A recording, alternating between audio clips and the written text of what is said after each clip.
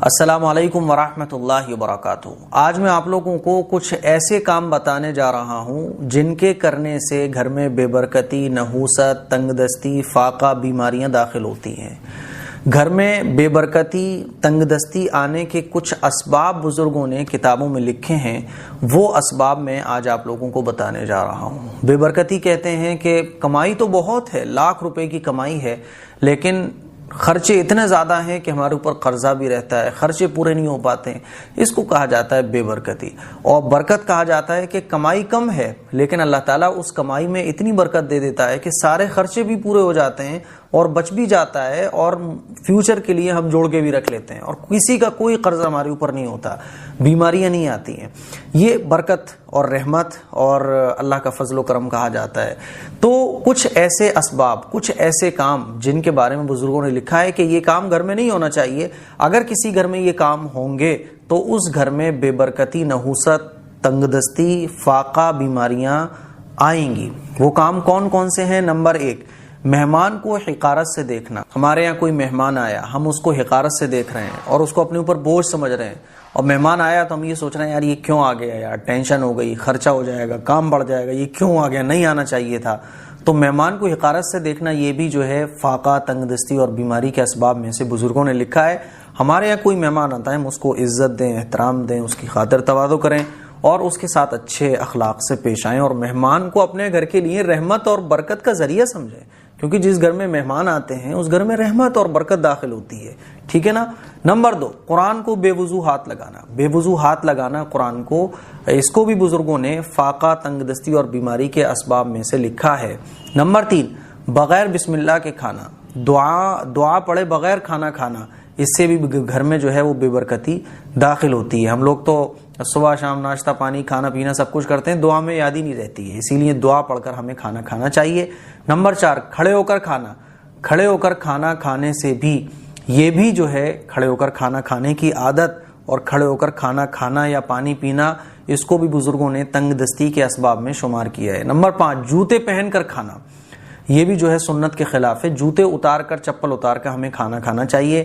Dining table کا رواج جو ہے یہ تو اسلامی نہیں ہے، اسلام جوتے اتار کر قاعدے سے کھانا کھانے کا حکم دیتا ہے۔ علماء نے، بزرگوں نے لکھا ہے کہ جوتے پہن کر کھانا یہ بھی تنگ دستی کے اسباب میں سے ہے۔ نمبر 6، بغیر ہاتھ دھوئے کھانا، بس آپ آئے اور یوں ہی کھانے بیٹھ گئے، یہ سنت کے خلاف ہے اور اس سے بے برکتی گھر میں داخل ہوتی ہے۔ نمبر 7، ننگے سر کھانا۔ سر ڈھانک کر کھانا کھانا چاہیے، ننگے سر کھانا کھانا یہ ادب کے خلاف ہے۔ سلیقہ اور ادب یہ ہے کہ کھانا سر ڈھانک کر کھایا جائے۔ ہمارے حضور اکرم صلی اللہ علیہ وسلم جو تھے وہ سر ڈھانک کر کھانا کھاتے تھے، اسی لیے سر ڈھک کر ہی کھانا کھانا چاہیے۔ نمبر 8، کھانے کے برتن کو صاف نہ کرنا۔ کھانا تھوڑا سا بچا رہ گیا، ہم نے چھوڑ دیا، کھانے کی پلیٹ کو کلیئر نہیں کیا، صاف نہیں کیا، یہ بھی جو ہے نحوست، تنگ دستی، فاقے کے اسباب میں سے بزرگوں نے اس کو شمار کیا ہے۔ نمبر 9، مسجد میں دنیا کی باتیں کرنا، ٹھیک ہے۔ نمبر 10، نماز قضا کرنا، بلا وجہ نماز قضا کر رہے ہیں، ہم تو پڑھتے ہی نہیں ہیں، قضا کی تو بات ہی الگ ہے۔ تو نماز قضا کرنا یہ گناہ کبیرہ تو ہے ہی، اور اس کو بزرگوں نے تنگ دستی، فاقے کے اسباب میں بھی شمار کیا ہے۔ نمبر 11، بزرگوں کے آگے چلنا، بڑوں کا ادب نہ کرنا، بزرگ جو لوگ ہیں ان کے آگے چلنا، بے ادبی ان کی کرنا۔ نمبر 12، دروازے پر بیٹھنے کی عادت، بعض خواتین جو ہیں وہ دروازے پر بیٹھتی ہیں، تو دروازے پر بیٹھنے کی عادت نہیں بنانا چاہیے۔ نمبر 13، نامحرم عورتوں کو دیکھنا، غیر محرم عورتوں سے بات چیت کرنا، ان کو دیکھنا، تاڑنا جس کو کہتے ہیں نا، نظروں کی حفاظت نہیں کرنا۔ نمبر 14، اولاد کو گالی دینا، بعض لوگ اپنی اولاد کو گالی دیتے ہیں، تو اولاد کو گالی نہیں دینا چاہیے۔ جس گھر میں اولاد کو گالی دی جائے اس گھر میں برکت اور رحمت اللہ کی داخل نہیں ہوتی ہے، بلکہ اولاد کو گالی دینا، اس کو بھی بزرگوں نے بے برکتی اور نحوست کے اسباب میں شمار کیا ہے۔ نمبر 15، جھوٹ بولنا۔ جھوٹ تو ہمارے گھر میں بہت عام ہو گیا ہے، کوئی ہمیں بلانے آتا ہے تو ہم کہہ دیتے ہیں بیٹا جا کے کہہ دو پاپا ہے نہیں ہے، اپنے بچوں سے ہم خود جھوٹ بلواتے ہیں۔ گھر میں بیٹھے ہوتے ہیں، کسی کا فون آتا ہے تو بولتے ہیں بھائی میں تو بازار میں ہوں، میں تو آفس میں ہوں۔ ہمارے بچے ہوتے ہیں، بیوی بھی بیٹھی ہوتی ہے، گھر والے بھی ہوتے ہیں، گھر والوں کے سامنے ہم جھوٹ بول رہے ہوتے ہیں۔ جھوٹ بولنے سے گھر میں رحمت داخل نہیں ہوتی ہے، اسی لیے ہمیں بڑا غور کرنا چاہیے۔ ہم بھی جھوٹ بول رہے ہیں، بچے بھی جھوٹ بول رہے ہیں، پورا گھر جھوٹوں سے بھرا ہوا ہے، تو پھر رحمت اور برکت کہاں سے داخل ہوگی؟ اسی لیے بڑا خیال کرنے کی ضرورت ہے۔ نمبر 16، صبح کے وقت سونا۔ فجر کی نماز پڑھ کے آپ سو جائیں وہ الگ بات ہے، لیکن صبح کے وقت میں سونا، نماز گول کر کے سونا، اور کوئی پابندی نہیں ہے صبح اٹھنے کی، تو فجر کی نماز پڑھے بغیر سونا، سوتے ہی رہنا ہے نا، صبح کے وقت سونا، اس سے بھی جو ہے نحوست اور بے برکتی گھر میں داخل ہوتی ہے۔ اب ہم لوگ فجر کی نماز پڑھتے نہیں ہیں، صبح اٹھتے نہیں ہیں، 10-11 بجے ہماری صبح ہوتی ہے، پھر ہم یہ کہتے ہیں یار ہمارے گھر میں نحوست کیوں آ رہی ہے، بے برکتی کیوں آ رہی ہے، حالانکہ ہم اس طرف غور ہی نہیں کرتے کہ نحوست والے کام تو ہم گھر میں خود کر رہے ہیں، جھوٹ ہم بول رہے ہیں، صبح دیر تک ہم سو رہے ہیں، فجر میں اٹھ نہیں رہے ہیں، نماز قضا کر رہے ہیں، پھر ہم یہ شکایت کرتے ہیں کہ ہمارے گھر میں نحوست کیوں آ رہی ہے۔ جب نحوست والے کام ہوں گے تو گھر میں نحوست ہی آئے گی، برکت تو آئے گی نہیں، ٹھیک ہے نا۔ نمبر 16، صبح کے وقت سونا۔ نمبر 17، مغرب کے بعد سونا۔ مغرب کے بعد سونا نہیں چاہیے، ٹھیک ہے۔ نمبر 18، شکستہ کنگا استعمال کرنا۔ شکستہ کنگا کہتے ہیں ٹوٹا ہوا کنگا استعمال کرنا۔ وہ الگ بات ہے کہ آپ کو اللہ نے دیا نہیں ہے، آپ کے حالات ٹھیک نہیں ہے تو آپ ٹوٹا ہوا کنگا استعمال کر رہے ہیں، وہ الگ بات ہے، لیکن ٹوٹا ہوا کنگا یا ٹوٹی ہوئی چیزیں آپ کو اللہ نے نواز رکھا ہے، مال و دولت اللہ نے آپ کو دے رکھا ہے، پھر بھی آپ ٹوٹی ہوئی چیزیں استعمال کر رہے ہیں، تو اس سے جو ہے اس کو بزرگوں نے فاقہ اور تنگ دستی بیماری کے اسباب میں شمار کیا ہے، نہیں استعمال کرنا چاہیے۔ اللہ تعالیٰ اپنی نعمت کا اثر اپنے بندے پر دیکھنا چاہتا ہے، اللہ نے مجھے دے رکھا ہے، اب مجھے چاہیے کہ میں اچھی چیزیں استعمال کروں اور اللہ کا شکر ادا کروں۔ نمبر 19، ننگے سر بیت الخلاء میں جانا۔ ٹوائلٹ میں ننگے سر جانا یہ ادب کے خلاف ہے اور اس کو بزرگوں نے بے برکتی کے اسباب میں شمار کیا ہے۔ نمبر 20، بیت الخلاء میں باتیں کرنا۔ ٹوائلٹ میں باتیں نہیں کرنا چاہیے۔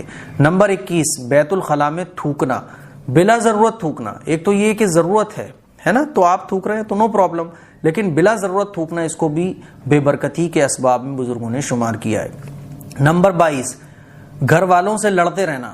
ہمیشہ گھر والوں سے لڑائی لڑنا، بیوی سے، اماں سے، بہن سے، بھائی سے، گھر والوں سے لڑتے رہنا، روزانہ لڑائی ہو رہی ہے گھروں میں، تو اس سے بھی گھر میں بے برکتی اور نحوست داخل ہوتی ہے، اس کو بزرگوں نے بے برکتی کے اسباب میں شمار کیا ہے۔ نمبر 23، نہانے کی جگہ پیشاب کرنا۔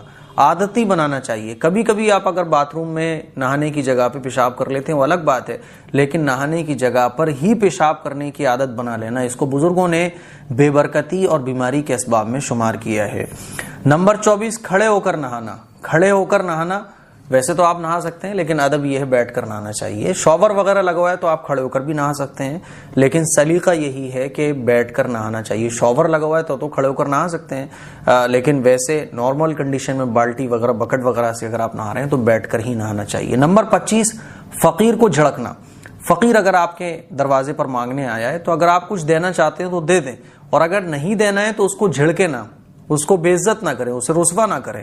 ایسا کرنے سے گھر میں بے برکتی اور نحوست داخل ہوتی ہے، اور اس کو بزرگوں نے نحوست بے برکتی کے اسباب میں شمار کیا ہے۔ نمبر 26، حوض یا غسل والی جگہ پر پیشاب کرنا۔ حوض یا غسل والی جگہ پر پیشاب کرنا۔ نمبر 27، گانے بجانے میں دل لگانا۔ اس میں تو 99% مسلمان مبتلا ہیں، گانے بجانے میں دل لگانا، خوب دل لگا رہتا ہے۔ ہمارے گھر میں تو صبح ہی ہوتی ہے تو ہمارے موبائل کی رنگ ٹون تو گانے پر لگی ہوتی ہے، ٹی وی میں ہم لوگ گانے سنتے ہیں، ہوم تھیٹر ہمارے گھر پہ رکھا ہوا ہے، بچے ہمارے میوزک سن رہے ہوتے ہیں، مووی ہم لوگ دیکھتے ہیں، ہے نا، تو فلمیں، گانے، یہ تو ہمارے گھر میں ایک نارمل بات ہے۔ یہ سارے کام ہمارے گھر میں ہو رہے ہوتے ہیں اور ہم خود ان کاموں کو کر رہے ہوتے ہیں، اپنے بچوں سے بھی کروا رہے ہوتے ہیں، پھر ہم یہ شکایت کرتے ہیں کہ یار ہمارے گھر میں نحوست کیوں آ رہی ہے، برکت کیوں نہیں آ رہی، برکت کیوں ہمارے گھر میں نہیں آ رہی ہے، دوائیاں ہمارے گھر میں بند نہیں ہو رہی ہیں۔ یہ 26-27 کام ہیں جس کو بزرگوں نے فاقہ، تنگ دستی، بے برکتی اور بیماری کے اسباب میں شمار کیا ہے، اور ان 27 کام میں سے میں سمجھتا ہوں کہ اکثر کام ہیں جو آج ہمارے گھروں میں ہو رہے ہیں اور ہمیں کوئی توجہ ہی نہیں ہوتی، بلکہ ہم یہ اور کہتے ہیں یار ہم سے ایسی کون سی غلطی ہو گئی کہ یار اللہ ہمارے گھر میں بیماریاں بھیج رہا ہے، ہمارے گھر میں بیماریاں نہیں ختم ہوتی ہیں، یار گھر میں برکت ہی نہیں ہے، پیسے میں برکت ہی نہیں ہو پا رہی ہے، یار پرابلم ختم ہونے کا نام نہیں لے رہی ہیں، کیونکہ پرابلم والے کام تو ہم خود صبح سے شام تک اپنے گھر پر کر رہے ہوتے ہیں۔ اسی لیے غور کریں ان 27 کاموں پر، اور یہ 27 کام ہمارے گھر میں نہیں ہونا چاہیے۔ دعاؤں کی گزارش ہے اس کلپ کو شیئر کریں تاکہ لوگوں کو فائدہ عام ہو سکے، فائدہ پہنچ سکے، یہ قیمتی باتیں ہر مسلمان کو معلوم ہو سکے۔ السلام علیکم ورحمۃ اللہ وبرکاتہ۔